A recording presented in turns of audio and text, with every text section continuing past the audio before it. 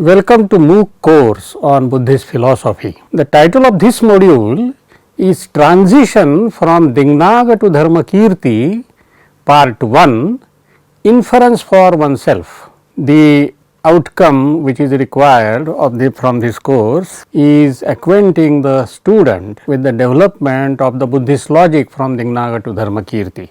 Dinnaga and Dharmakirti are the two pioneering figures of the Buddhist logic. Dinnaga belongs to the 5th-6th century of the Common Era, and Dharmakirti's period is said to be about 635 of Common Era. Dharmakirti belonged to the teacher-disciple tradition of Dinnaga. Dinnaga had disciples such as Shankaraswamin, who taught Dinnaga's logic to Dharmapala, who was the teacher of Dharmakirti. Dharmakirti is also said to have learned Dinnaga's logic thoroughly from another Dinnaga expert, namely Ishwarasena. Dinnaga's logico-epistemological works include Nyaya Mukha, Hetu Chakra and Pramana Samuchchaya. Tibetan tradition attributes Nyaya Praveshaka Sutram to him, which other scholars attribute to Shankaraswamin, a disciple of Dinnaga. Like Dinnaga, Dharmakirti also wrote many independent treatises on logic and epistemology. Well known among them are Nyaya Bindu, Hetu Bindu and Pramana Vinishchaya. Another very important work of Dharmakirti is Pramana Vartika, which is an elaborate commentary on Dinnaga's work Pramana Samuchchaya. A question can arise as to whether Dharmakirti simply continued the tradition of Dinnaga or made some alterations in it. The systems of Indian philosophy have developed through commentaries and sub-commentaries. A commentator or a sub-commentator clarifies or elaborates the points which are available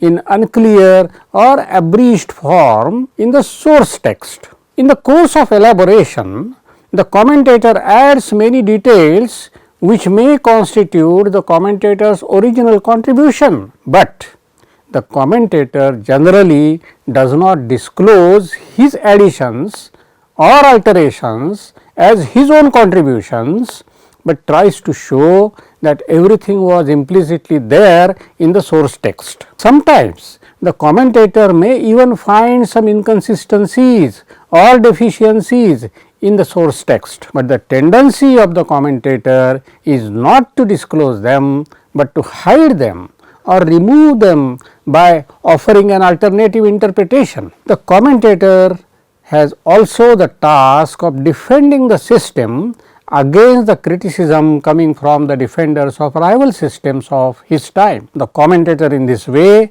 may introduce many newer ideas and theories in order to strengthen the system and protect it against the attacks from the opponents. But this is generally done as a part of elaboration and clarification of the source text and not by criticizing it. A problem here is that a commentator in India, in spite of his contribution to philosophy, does not pose himself as an independent philosopher, but as a representative of a tradition. Hence, his independent philosophical contribution gets blurred. The transition from Dinnaga to Dharmakirti needs to be understood on similar lines. Though both of them presented important ideas and in the theory of knowledge in general and the theory of inference in particular, Dharmakirti often posed himself as the carrier of Dinnaga's legacy. Instead of presenting Dinnaga's theory in a fully independent way, he presented many of his ideas as interpretations of Dinnaga's theory. This creates a confusion in understanding both the theories. Hence, Dinnaga's theory happens to be understood as a crude form of Dharmakirti's theory, or Dharmakirti's theory is studied as a refined form of Dinnaga's theory. It will be argued in this and the next module that Dharmakirti was not simply clarifying or elaborating Dinnaga's theory of inference, nor was he differing from it at peripheral level, but he was deviating from Dinnaga's theory at fundamental level. We have already discussed Dinnaga's theory of inference in two previous modules, that is module numbers 24 and 25. As we have seen, Dinnaga classified inference into two kinds: inference for oneself, that is Swarthanumana, and inference for others, that is Pararthanumana. In this module, we will discuss Dinnaga's theory of inference for oneself and then see how Dharmakirti reinterprets it and deviates from it. In the next module, we will deal with Dinnaga's theory of inference for others and then see how Dharmakirti deviates from it. Now, let us consider Dinnaga's account of inference for oneself. We have seen that Dinnaga understands inference for oneself as the knowledge of the object called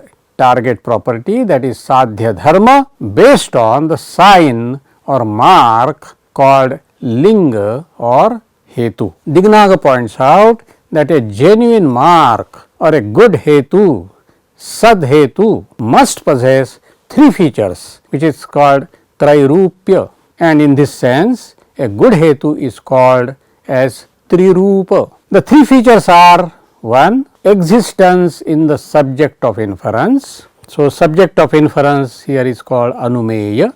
Then existence in other instances similar to the subject, that is in sapaksha, and non-existence in those cases where the target property is absent, that is non-existence in vipaksha.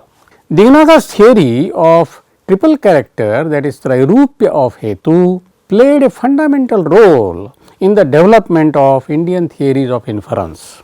Because of its systematic character, it presented a strong alternative to the traditional Nyaya theory. Naturally, it was taken seriously by later logicians of different schools. Some schools found the theory unduly restrictive because certain types of good inferences could not be accommodated in it. Some logicians of other schools found it unduly liberal because certain types of bad inferences could not be prevented by it. Hence, attempts were made to amend the theory. So, some logicians found the theory totally inadequate and tried to replace the theory by another theory. So, this was the third alternative. Dinnaga's theory of triple character hetu gave a way to such criticism, probably because his theory provides a model of strong analogical inference and not that of a formally valid and sound inference.